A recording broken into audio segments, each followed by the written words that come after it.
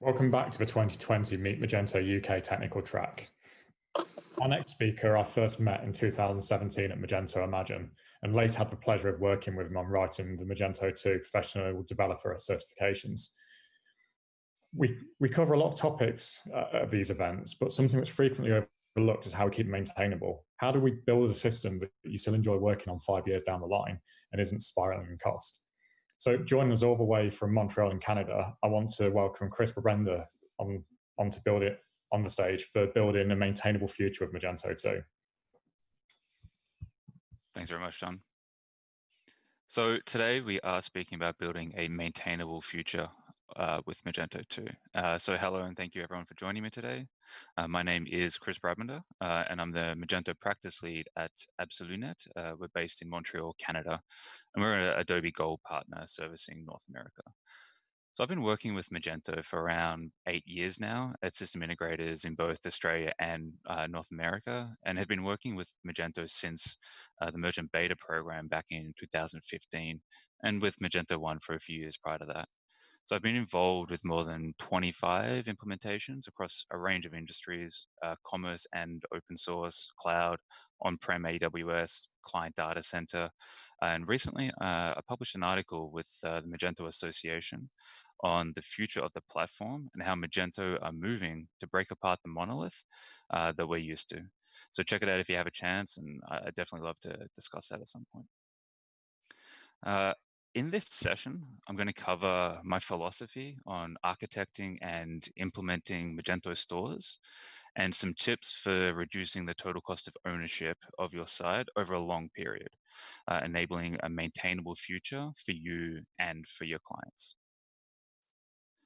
So whether it was leading, architecting, developing, or auditing, I've had the opportunity to and been lucky to work with some great teams, clients, and partners across a wide range of projects, a few of them being some of the largest Magento projects ever implemented in the world. So these projects cross a wide range of industries, from shoes to hardware suppliers, medical devices, even alcohol, both B2B and B2C, from 1 million revenue merchants all the way to $10 billion manufacturers, omni-channel retailers with more than 2,000 franchisees, government clients, and more. So that's all well and good, but what has it really taught me? What have I really learned? Well, I think the key thing that working on all of this has taught me is that trying to build the most advanced, most detailed, most intricate solution is not always the right approach. So regardless of the industry, the project size or requirements, it all boils down to some base guidelines and rules. And the message I have is stop over-engineering. You can do this by following the KISS principle. So keep it simple, stupid, or keep it stupidly simple, whichever you prefer.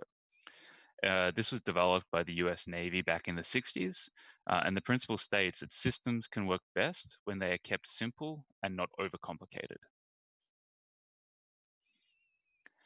So we're going to take a step back here in this talk and go back to some basics. And the first thing we're going to need to do, and everything you can do now to help you in the long run. Just because something seems elegant, beautifully designed, and intended as completely reusable doesn't mean that it really is, or your plan hasn't made it truly maintainable. So take a step back, assess, and really think about what you were proposing and how that solution impacts the longevity of the site, especially as you grow and scale over time. Consider how developers and maintainers change over the lifetime of a website, and that what is in your head now may not be available in 5 years to the new team. Remember that Magento releases platform updates every quarter.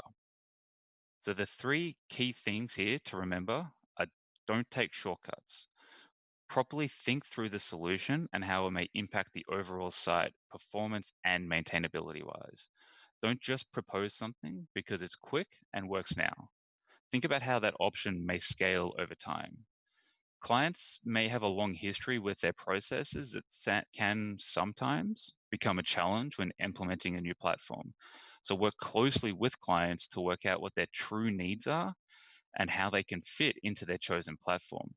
Propose alternatives to them that may be slightly different to what they're used to, but works with Magento and fits their overall needs.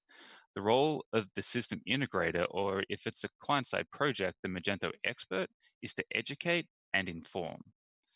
Secondly, don't over-engineer. I've seen too many solutions that over a period of time are just impossible to maintain.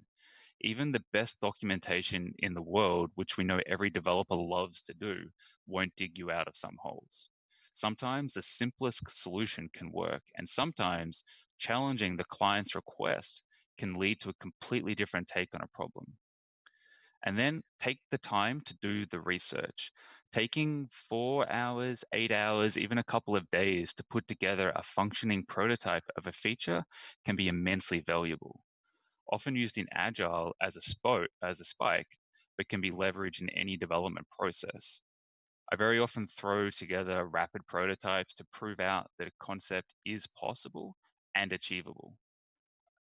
It helps to identify early on potential barriers or even complete blockers and get a better understanding of the true cost and impact of developing out a feature.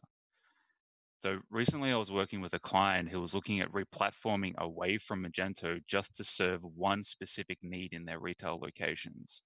I worked with our product owner on the project to put together a functioning React-based headless Magento order management system for an in-store pick and pack feature and presented it to the client. We were able to display the capabilities of Magento outside of the platform they were typically working with and exposing them to more possibilities. So we leveraged completely native APIs and filled small gaps with maintainable extension attributes to deliver this feature.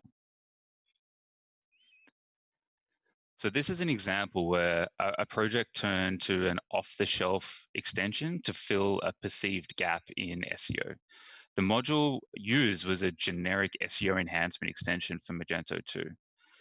In certain scenarios, the module performed adequately and provides some nice features, but in catalogs or websites with even a small amount of products, say 2 store views and 10,000 products, the performance drain can be seen on the site.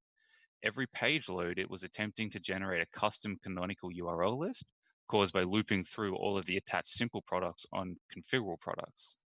On sites with 200,000 products and multiple store views, we saw a 2 seconds delay on every page load as a result of this. So in addition to the base page load lag, we saw it blocking deployments to a cloud environment for over 50 minutes due to regeneration of a sitemap. So don't assume that because something comes pre-built, it will not cause cost blowouts on a project. Often I see extensions as plug and pray. Stringent auditing and testing is absolutely required for any extensions being installed. Recently, we had a client come to us wanting to improve their existing Magento project. They were displaying custom content to customers based on customer group information and some other attributes. The prior agency had simply created blocks to display this and set cacheable false on the blocks. So it sounds good, right? We don't want to cache that information for customers because it's personalized. Well, it actually disables the full page cache on that page entirely and is incredibly detrimental to the overall site performance. So we refactored this work to be a combination of private content and dynamic banners with customer segmentation. So we were able to use native features to achieve the goal of a performant and scalable website. So I have to apologize on this one. My marketing team put a little bit of spin on some of these slides. But here we have another example of a popular blog extension that has an additional add-on for displaying products in posts or linking from product pages back to relevant posts. So we'd been running the blog extension for some time on multiple clients and hadn't had many issues at all. But after we installed the add-on, we saw frequent site outages related to the cron execution. So we were working closely with the Magento Cloud support team and found the extension had poorly defined indexes on its custom tables and was causing MySQL outages. So It was designed to be elegant and performant, but in fact was causing significant problems on the website. So again, don't assume that even small features won't have a significant impact on your overall site. The second point I want to talk about is leveraging the platform to its full potential and playing to its strengths. Magento is an open source, completely customizable platform, but that introduces its own set of challenges. Just because you can customize something doesn't mean that you should customize it. And one principle I truly believe in is the 70-30 guideline. To really ensure that you are setting yourself up for success in the future, you need to think about your project with this rule, which fundamentally sort of breaks down to 70% of your project should be core functionality of the platform. This can include theme development and configuration of core components, but changes to the core logic and fundamental functionality of the platform should be limited to around 30% of the project. If your project budget allocation skews 50, 60, 70% of the total budget being custom development, maybe you aren't on the ideal platform to fit your business goals. Or you can adjust your business requirements to better suit the chosen platform. Remember that with every core function you replace, override, or tweak, it increases your ownership of that functionality and its maintenance over time, including compatibility updates with future quarterly platform releases. While this is an aggressive goal, it's not difficult to achieve, and with a platform like Magento, it is possible. That 70% is wide in scope too, allowing for you to implement your own theming, configuration, and basic tweaks. I like to ensure that when we begin discussions with our client partners, that we're educating them on the ins and outs of the platform. It's our responsibility as subject matter experts to educate them on the best possible way of leveraging the product they've chosen, and sometimes that means challenging their business requirements on a particular feature. While their legacy requirements may state one thing, if you think a little creatively and try and fit that into a standard Magento process, you can cut down on the development overhead and long-term maintenance costs.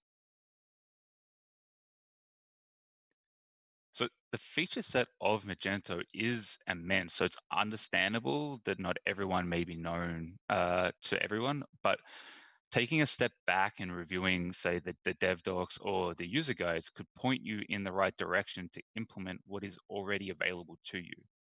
I have an example recently where someone came to me recommending that we build a new countdown clock extension to advertise sales events to one of our clients. And I had to do a bit of a double take and explain to them that it was actually a native feature of the platform and they just needed to enable it. So we can eliminate the need for custom development or purchasing of third-party extensions by just leveraging the native features. And there are a lot of them. An example to this is where a client was requesting the ability to display CMS blocks on particular product pages based on promotional information. And for some backstory, the client had migrated from open source to commerce around 12 to 18 months ago, prior to this feature request. The team asked me to purchase a third-party extension to achieve this goal, but after discussing it with them, I outlined that this could be achieved entirely with native functionality. Magento has the ability to create blocks and display them related to promotions, and you can build rules additionally for custom content through widgets and dynamic blocks. So just having a base understanding of the full features of the platform can be immensely helpful in reducing the development overhead. So I may sound like a broken record talking about best practices, something you've all heard before, but the importance of following them with Magento is incredibly high. They have been defined by Magento with a lot of input from the greater community on how to best work with the platform, from setup and management through to advanced customization. There are rules to follow to achieve a reliable and maintainable solution. So understanding what the best practices are is more difficult to know though, and comes over time with experience. But what are some of the best practices? So DevDocs really should be your first point of reference. It's a really well put together repository of information. Contribution from the core DevDocs team and the greater community have helped this to become a go-to reference point for all things Magento development. It's structured very well, and there is a search function, which is very beneficial. So here are some of the really basic rules around best practices. Number one, I think, is don't use preferences. This requires you taking on complete ownership and maintenance of a key function or functions of Magento. Changes to the core method are not reflected in your work with each platform upgrade, and you need to bring forward any changes in core and merge them into your work. This is a Magento 2 version of Don't Hack the Core, and a direct quote from DevDoc states that overriding entire methods is not recommended approach and is noted here as a method of last resort. This approach may cause conflicts in the system and reduces system upgradability. There's other extension options available. Don't use the object manager. Again, quoting DevDocs, but Magento prohibits the direct use of the object manager in your code because it hides the real dependencies of classes. So don't use it here. There's no good reason to use the object manager. Alternatives and recommended approaches are, dependency injection through the constructor. Don't use around plugins either. They're poor for performance and maintenance as they increase stack traces. These are only really valid in a handful of situations, for example, disabling an original method. Don't ever use raw SQL queries. There's available query builders or collections. This is a security vulnerability that we've seen exposed multiple times. And then don't use helper classes either. It's a legacy design pattern from Magento 1. It's not recommended as they violate the principles of object-oriented programming and the single responsibility principle. It attempts to solve multiple problems in a single class. Focus on moving the functions to appropriate classes. And don't use deprecated classes. These aren't maintained anymore or supported, and they will be removed from the platform eventually. So you shouldn't be writing new code that use these deprecated methods. Contrast to that, legitimate and recommended approaches are using before and after plugins or event observers. They're legitimate and recommended approaches to tweaking core functionality, and ideally you would use these on APIs. There's a large set of event observers available for you also. Use view models. So helper classes and templates are discouraged. So view models here are how you should be supplying data for your templates. We're not building custom block classes anymore. We're using view models.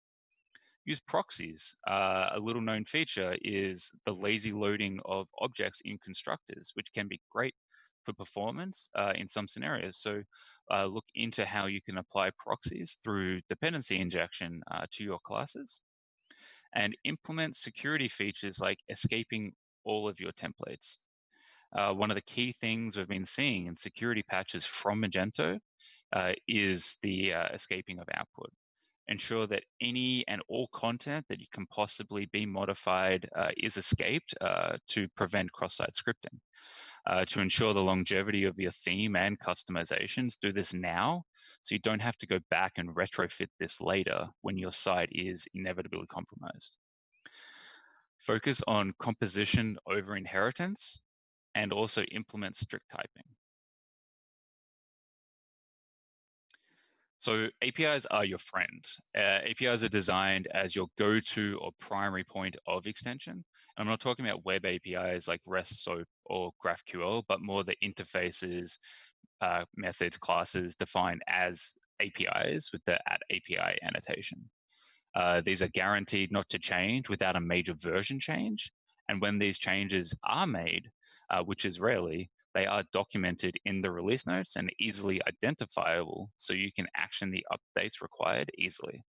And then you should be creating your own service contracts and APIs. It's not difficult and helps for interoperability between your modules. In addition to this, make sure you're subscribing to the one module, one feature rule, meaning each module is responsible for one piece of functionality. If you have a large set of components, divide these into individual modules and provide APIs for cross-module functionality.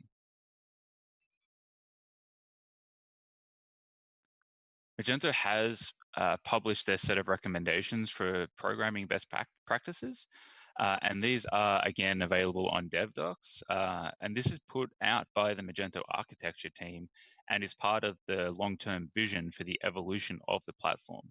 And one of those recommendations is using the principle of composition rather than inheritance. So while inheritance relies on code reuse being facilitated through the use of a base class, which is then extended, such as an abstract class, composition focuses on combining different class objects and data types to create a more complex class and achieving your desired functionality. This can be achieved through typically a constructor to build multiple objects, dependency injection, virtual typing, or more of the features available to Magento developers.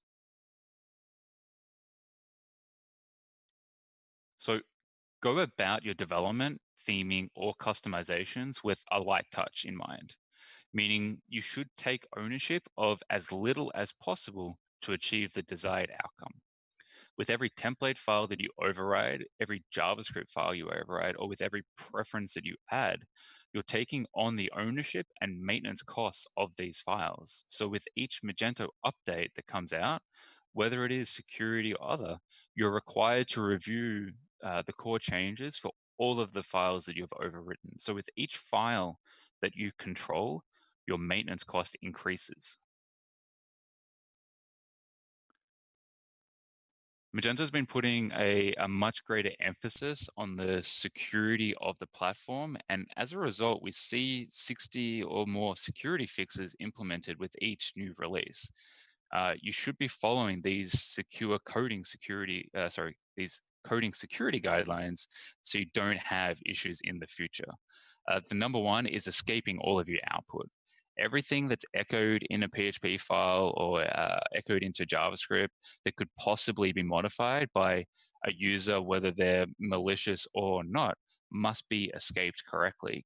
Consider that every aspect of the backend can be compromised, whether it's system configuration settings, attribute options, translation strings, whatever, and assume that as a result, you need to create the most secure front end possible to avoid sensitive customer information being leaked.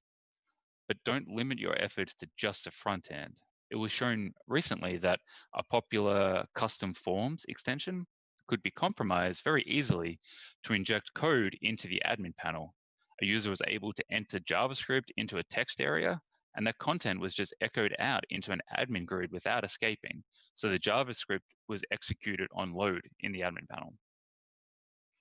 Make sure you're sanitizing all of your inputs.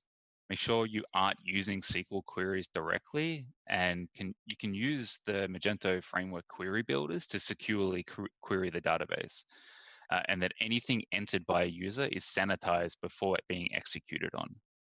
Make sure that you're retrieving customer data from the backend based on parameters from a customer.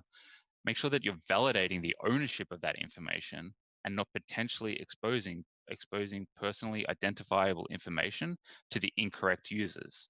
I was completing a technical audit of a site completed by another agency and found some code that was pretty disturbing. They'd implemented a custom customer service portal on the front end of Magento. And there was a feature here where you could impersonate a customer account. The problem was there was an assumed access control on the controller used to generate the impersonation. They thought that because the controller was in the custom portal, it was secure, but this was a publicly accessible controller with zero validation that it actually came from a CSI user with a valid session. So you could easily pass in any ID you wanted and gain full control of another session. So make sure you're validating all of your inputs.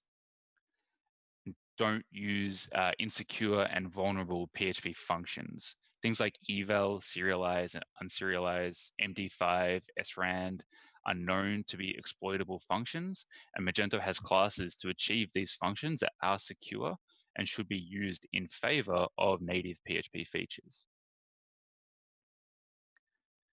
And I just can't stress this one enough. I can't remember where I heard the quote from, and I'm probably paraphrasing here, but you write code once, but read it 100 times. So comment your code.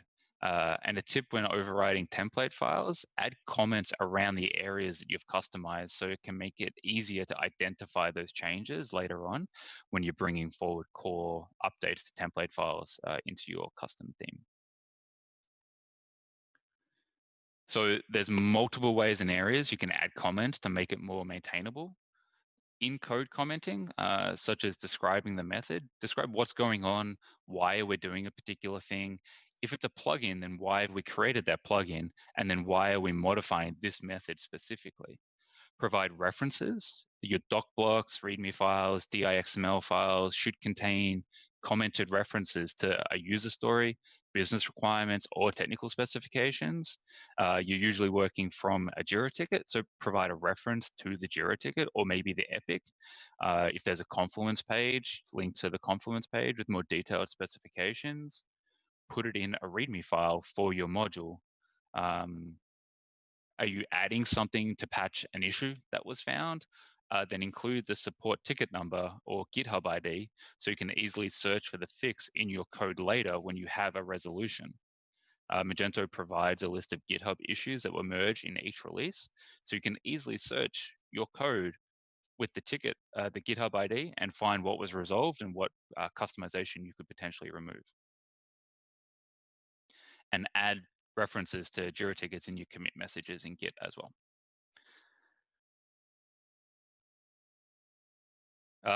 So I'm not going to talk a lot about testing here. There's plenty of other great talks. I think there was one earlier today on automated testing. But in addition to any automated testing you may do, whether it's functional or unit testing, I believe strongly in static analysis.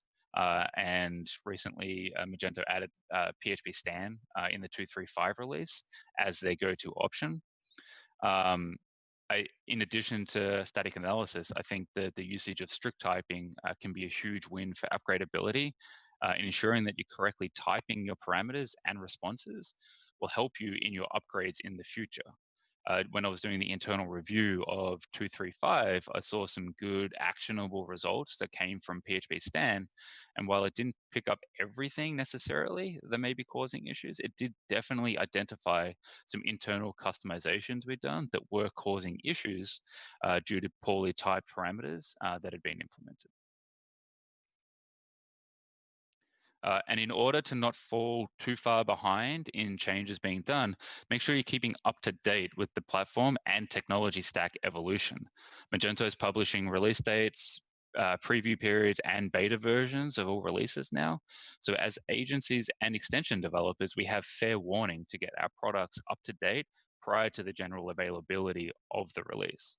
In addition to the platform upgrades, the technology stack requirements are constantly evolving.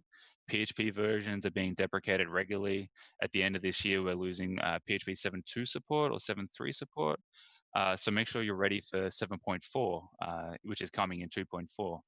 Elasticsearch versions 2 and 5 are no longer supported, and MySQL support is being updated in 2.4 as well to version 8. Keep an eye on these release notes and read them well ahead of time to fully prepare for the update. Quarterly releases are including critical security fixes now. So for all merchants wanting to maintain PCI compliance, you need to have these patches deployed to production within 30 days of release. So it pays to keep the platform up to date as possible to reduce the friction of these updates.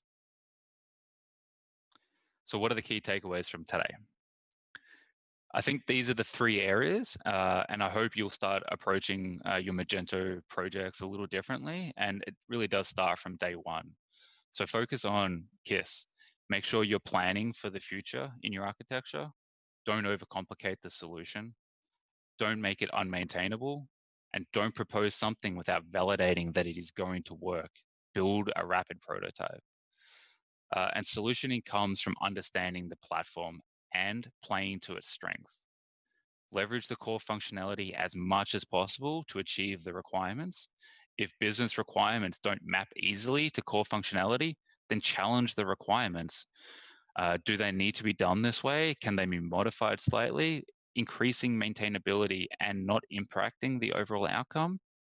And then in your development cycle, make sure you're following best practices. As was immortalized by Ben Marks all those years ago, don't hack the core. And for Magento 2, that means don't use preferences. Use the public APIs to ensure access to methods won't change over time. Focus on composition over inheritance to build reusable and maintainable code. Secure your code and comment it. You aren't the only person who will work on this in the 5 or 10-year lifetime of this code. So I want to thank the team at Meet Magento UK and JH for giving me the opportunity to talk today, and thank all of you for taking the time. I really do hope it will help you in the future. If you have any questions, I think now's the time. Otherwise, please reach out to me on Twitter. Thank you very much. There are some questions. I'll get straight into them in the few minutes we have. What's a good way what's the good way by following best practices to tweak a protected function? Is there an alternative to preferences? Protected functions are really tricky. I think looking back up the trace of that method, looking if there's event observers anywhere in that as well, there's usually a way around it. There's only maybe a couple of instances where protected or putting a preference around there is necessary, but there's a lot of observers available that you may not be aware of. So try and be a little bit creative of how you're implementing something there. Second question by Gabrielle. As an agency, how do you deal with cases where your client's internal politics puts pressure against your freedom to implement using best practices? Example, clients requesting to deliver versus a certain budget instead of a certain quality level or maintainability. Yeah, it's an education thing with the clients for sure. You really need to be working with them so that they understand the platform and the impact of their decisions over a long term as well. Saving a couple of dollars up front could increase the overall cost of maintaining that over a long period, and you need to make them well aware of that. There's ways around like sales and things like that where you can sign them onto longer term contracts, give a discount up front, so you're make sure that you're doing the right thing up front, but locking them in for a longer period of time so you can sort of work on the platform over a longer period. There's ways to do best practices that are often cheaper as well sometimes of implementing certain features. Yeah, there's some good ways of paying back technical debt as well and building that into the relationship, which unfortunately isn't used enough. In regard to your KISS principle, how would you find the tipping point between simple and complicated in a project? Are there any key flags? Yeah, that's a good one. I see a lot of stuff recently around pricing. Pricing's a big one that can be a big tipping point around the level of effort and how much ownership you take on custom features, whether you're trying to do like live pricing calls out to ERP systems or some of the stuff recently around inventory. There are ways of adding on top without overriding as well, which can make things a little bit more maintainable. So again, trying to be like creative in the solution can help you reduce what you're trying to override. That question's a little bit trickier to answer, sorry. I'm happy to discuss that offline as well. And our final question, do you use the Magento framework registry when writing code? The registry I am moving away from as much as possible. Things like the catalog, the category product registries, we've written our own methods to replace. We have our own core extensions at Absolunet. We include in all projects to replace the dependency on that. There are some instances where the access to the registry is obfuscated by a public function. So you can reference a public function, and in the future, we expect that public function would have the code replacing the registry with something of the new implementation as well. There's there's very few references to the registry that are still absolutely required. There are workarounds. That was the last question. Thank you, Chris. It was an amazing talk. I think everyone will be talking about KISS at work tomorrow. And for everyone else on the track, our final technical track talk of the day starts at 3:10 with Alex on asynchronous Magento. Thank you again to Chris and everyone that has attended the talk. Thanks, John. Thanks, everyone.